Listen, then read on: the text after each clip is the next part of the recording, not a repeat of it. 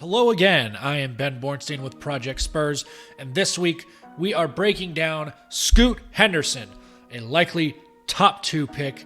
He has just about everything you're looking for in your lead guard. He is fast as all get out. He changes speeds incredibly well. He is a superb athlete. We're talking wing athlete in a 6'2 body. He's going to get the chance to be the starter for the G League Ignite team this season, and he only started 4 games last season. Now that he's got 1 season under his belt, he should be able to start most, if not all of those games, and he will be the guy on that team. He is 6'2", like I mentioned, 195 pounds. He has a ridiculous 6'9" wingspan. He will be 19 at the time of the draft, and he'll have played 2 seasons against grown men in the G League.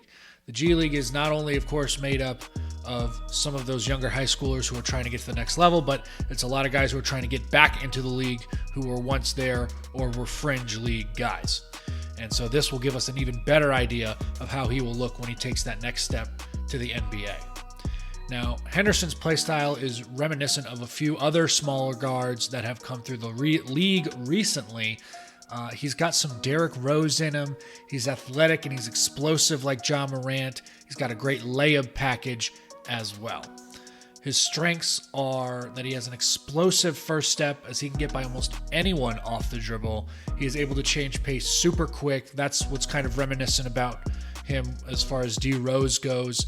He has great ball handling. He finishes incredibly well around the rim. He can finish over the rim. He finishes under the rim just as well.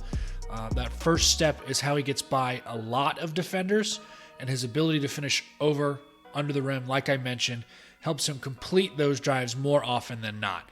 And that quick change of pace, again, very D Rose-like, gets a guy leaning one way, gets back the other way and gets to his spots, gets to the rim almost at will. He just finds a way to go in the completely opposite direction of where his defender is leaning, where his defender thinks he's going to go. It's scary to watch.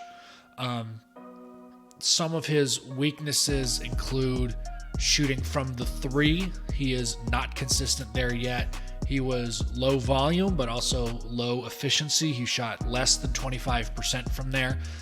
So that's a little scary. His assist to turnover ratio isn't great. He is a good passer. He has no problem passing the ball. Part of it is his teammates weren't that great last year at times. They're not as good shooters as NBA guys.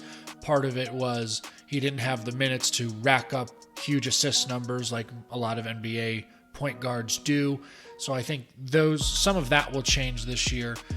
And getting defensive stops, he's not exactly known as a defensive guy, despite being very quick and athletic.